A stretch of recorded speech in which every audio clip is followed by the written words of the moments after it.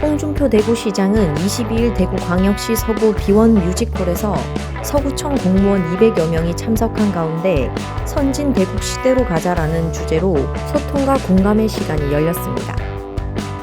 이번 특강에서 홍준표 시장은 대구 경북 행정통합이 질적 행정통합을 목표로 하며 이를 통해 대구와 경북의 균형 발전과 첨단 산업 유치를 추진해 대한민국의 주요 도시로 성장시키겠다고 밝혔습니다. 대구시정 인수하고 제일 먼저 한 게 위원회 제도를 대폭 폐지한 겁니다. 행정기관에서 위원회를 많이 만드는 가장 큰 목적은 책임 안 지려고 하는 거예요. 위원회 만들어서 복잡한 문제 있으면 위원회 만들어서 던져놓고 거기서 논의를 해갖고 결론이 나면 따라가려고 하는 이게 행정이 무책임 행정이에요. 그래서 대구시정 인수하자마자 제일 먼저 한 게 대구시에 돼 있는 위원회를 전부 폐지하거나 정비하는 거예요. 법률상 꼭 필요한 것 빼고는 다 없앴어요. 각 실무에서 책임지고 일하자. 대구로페이 예산 정액 계획은 지금 돈이 없어서 거의 못해요. 재정이 나빠요. 그래서 재정이 좋아질 때까지는 할 수가 없어요. 생활 습관. 아침에 일어나면 제일 먼저 하는 게 그 전날에 있었던 대한민국의 주요 사건, 사고, 그리고 정치, 경제, 사회, 문화에 어떤 게 있느냐. 그걸 한번 전부 훑어보고 내 의견을 정리하는 겁니다. 정치판에는 내 의견이 이랬고 경제는 어떻고 사회, 문화 모든 분야의 내 의견을 일단 한번 정리해보는 그런 성과를 한 지가 한 40년 됐어요. 그래서 내 의견을 하려면 참고를 해야 되는 분야가 있기 때문에 내가 모르는 분야는 아침에 일어나서 인터넷도 찾아보고 관련 서적도 찾아보고 그래서 내 의견을 정리하는 거예요. 언제 어디서든지 어떤 질문을 받을지 모르니까. 근데 질문 받을 때 나 그거 모르겠다 이래주기가 상당히 어려우니까. 그래서 아침에 일어나면 그런 습관이 한 40년 있었다. 노르웨이나 핀란드 가보면 달라요. 거기는 자식이 보통 3명에서 5명 있어요.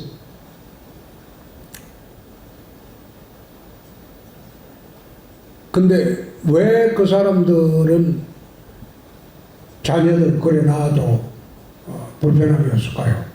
자기 인생 다 즐기면서.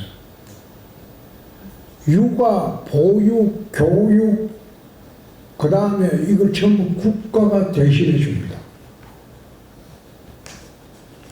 경력 단절 여성 이런 게 없어요. 육아휴직제도 그 남녀가 아주 잘 돼 있어요. 그러니까 자식이 짐이 되는 세상이 안 되는 거예요. 근데 우리나라는 그걸 그렇게 할 수 없느냐? 우리나라는 그래 하기가 굉장히 힘듭니다. 북유럽의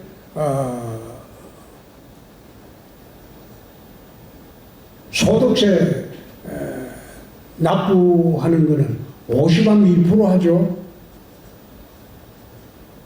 52, 3%를 소득세를 내거든. 내가 100만 원 벌면 50만 원 국가 내요. 근데 우리나라는 소득세가 22%, 23%, 20% 정도 1%만 올리도 난리 날 거예요. 근데 북유럽에는 왜 그런 제도를 소득세를 절반 내고 그 절반을 갖고 국가가 살림을 대신 살아준 거예요. 복지정책이라는 게. 근데 북유럽의 복지정책을 하게 되는 배경을 보면 첫째 바이킹의 전통입니다. 북유럽이라는 나라들은 그 바이킹이 나가요. 옛날에 중세시대의 바이킹이 북유럽에는 그게 농작물이 자랄 수 있는 환경이 안 돼 있어요. 그러니까 바이킹은 유럽 전역으로 배 타고 들어와서 약탈하며 살았던 민족이야. 약탈해서 가져가는 모든 물자는 개인 소유가 아니고 마을 공동체 소유예요. 근데 그 전통이 있으니까 자기가 벌어도 50% 내도 이걸 갖다가 자기 재산 이라는 그런 욕구가 없는 거예요. 이제 절반을 나라 바치고 나라가 대신 살림 살아주는 거예요. 그리고 두 번째가 2차 대전 후에 소련이 팽창하면서 동유럽을 전부 삼켰을 때 북유럽이 딱 러시아하고 국경이 붙어 있습니다. 그러니까 자기들이 소련에 믿기지 않으려고 복지제도를 소련보다 더 좋게 만들어 준 거예요.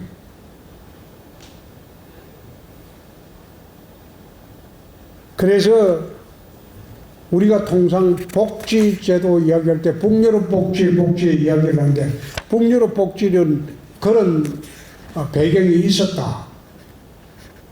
그리고 나라의 전통이 바이킹의 전통이 있었다. 전문제 비혼주의에 대한 의견은 난 이거는 찬성하고 싶지 않아요. 아니 어떻게 살면서 지 혼자 어떻게 살아? 마음에 맞는 여자 만나가지고 살아야지. 그리고 마음 맞춰가지고 살아야지. 왜 혼인을 안 해요?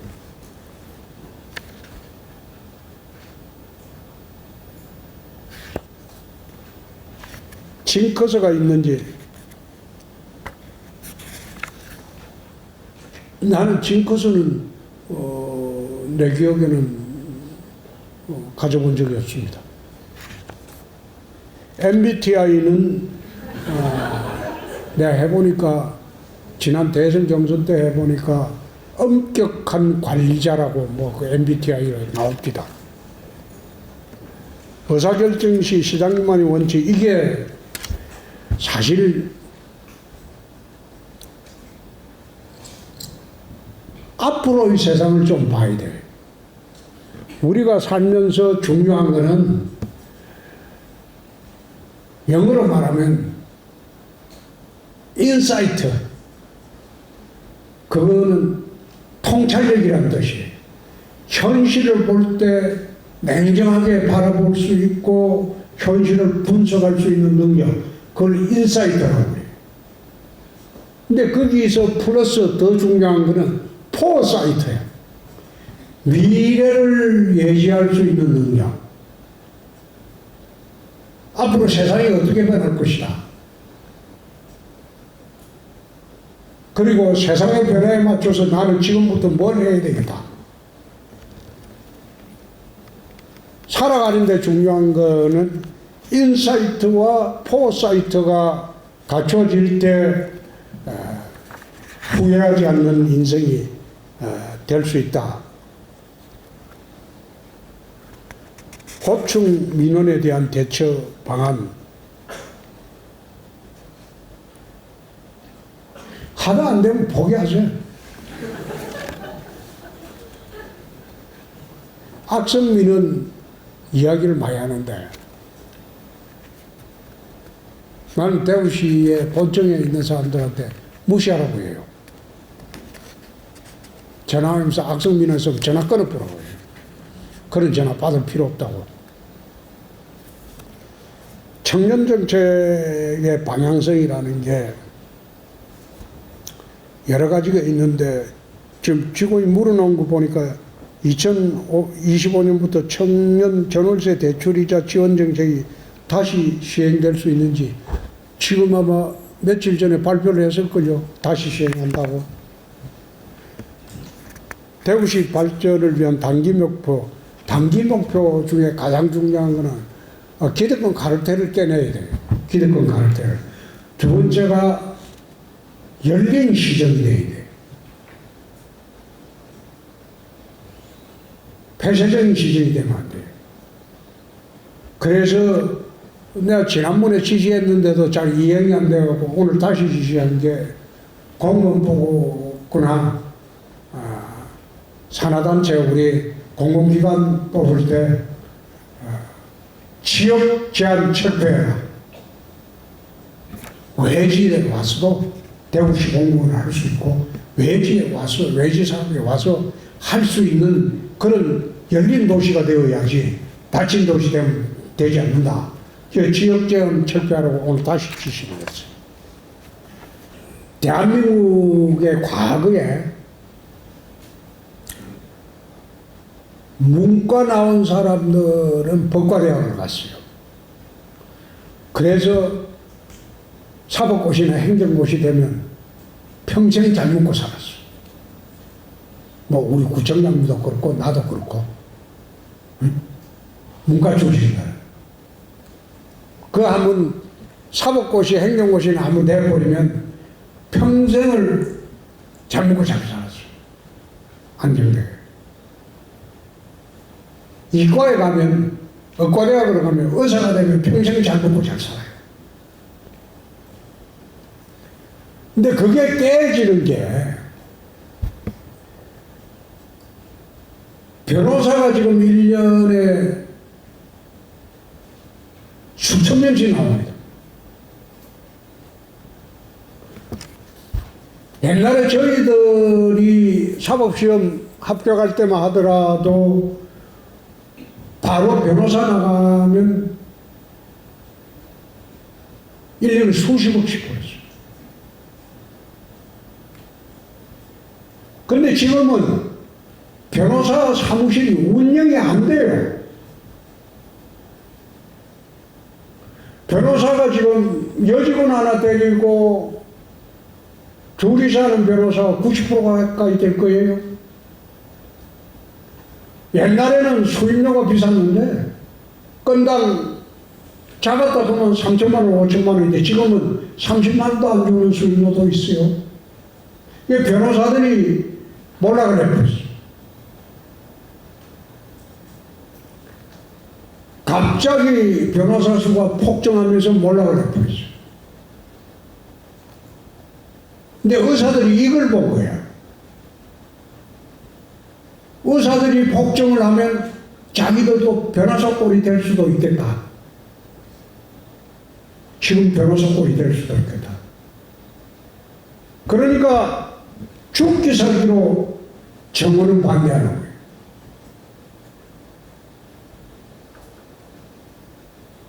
변호사가 폭망한 걸 자기 눈으로 봤으니까. 근데 여기는 예외가 없어요. 의사분들 다 그런 생각을 해요. 그러니까 의사 많아지는 걸 죽기 살기로 반대하는. 근데 의사 수는 많아질 수밖에 없는 게 고령화 시대 되면 병원 수요, 의료 수요가 폭증을 합니다.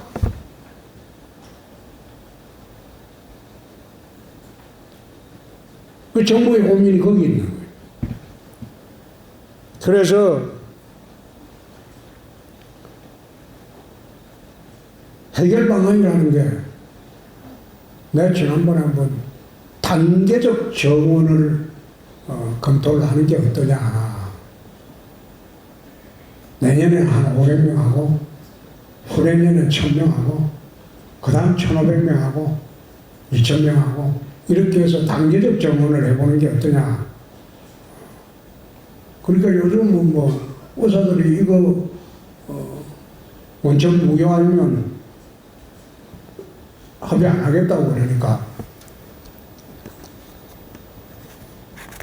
저로서는 해결책 없습니다. MJ 직원들과 소통 노하우.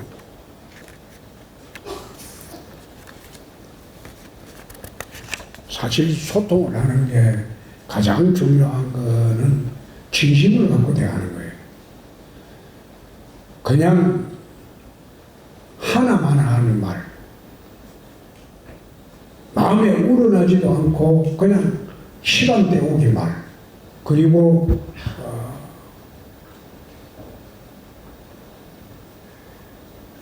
달콤한 말로 현재의 어려움을 벗어나려고 하는 그런 말로는 나는 소통하는 거는 제대로 된 소통이 아니라고 봅니다. 그 진심으로 갖고 대하는 게 맞지 않느냐. 어르신 일자리 대책은 이건 우리나라 국가적 과제이니까 대구시에도 추진을 하고 있습니다. 검사 재직 기간 아쉬웠던 사건이나 에피소드.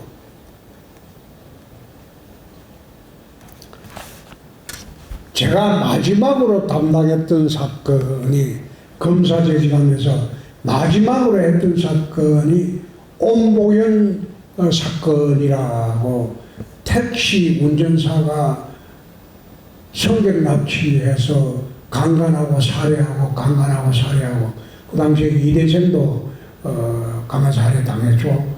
그 온보경 사건이라고 그게 제가 검사로서는 마지막 수사를 했던 사건이에요.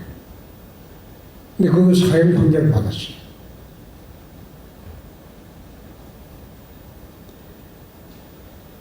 언제 사형이 집행됐냐? 97년도 12월 20일인가 마지막 사형 집행이 대한민국이 97년 12월 10일인가 20일인가 그때 YS 정부 때 마지막 사형 집행을 했어요. 96년인가 97년인가 그때 여러분들은 어린 사람들은 기억이 잘 안 나겠지만 마카파 사건이라고 또 있었어요. 마지막 강력부 검사함이 있었던 사건이 마카파 사건, 온보경 사건인데 마카파 사건도 사람을 납치해서 죽이고 돈 떼들고 전남 영광에 농촌 거기서 시체 태우고 하던 마카파 사건이 또 있었어요. 근데 그때 수사했던 게 6명 수사했는데 사형 판결을 4명을 받았는데 온보경 사건하고 그 4명이 97년도인가 96년 동안 마지막 YS 때 사형 집행할 때 사형 집행을 했습니다.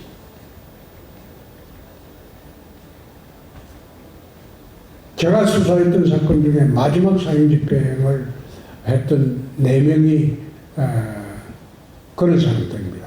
그래서 그 뒤에도 강호수이라든지 유영철이라든지 그 뭐 엽기적인 살인마들도 지금 뭐 교도소 앉아갖고 음란 동영상 안 보여준다고 뭐 지랄하고 난 그런 거 보면서 왜 저 살림없는지 내가 이해가 안 돼요. 실행을 해야지. 또한 대구 시민의 깨끗한 물 확보를 위한 맑은 물 하이웨이 사업과 전통시장 활성화를 위해 배송 시스템 및 온라인 판매 활성화가 필요하다고 강조했습니다. 서대구역을 중심으로 한 도시 공간 개발 계획과 첨단 산업단지 조성, 교통망 연계 등을 통해 서대구역이 대구의 새로운 중심지로 자리매김할 것이라고 설명했습니다. 이번 특강에서는 시정 현안뿐만 아니라 사장님 MBTI, 공무원 반바지 착용, 평소 건강관리 등 개인적인 질문에 대한 재치 있고 솔직한 답변으로 직원들의 큰 호응을 받았습니다. 홍 시장은 서대구 역세권을 대구의 미래의 성장 거점으로 육성해 도시 경쟁력을 강화하겠다고 말하며 특강을 마쳤습니다. 국제아이저널 임가영입니다.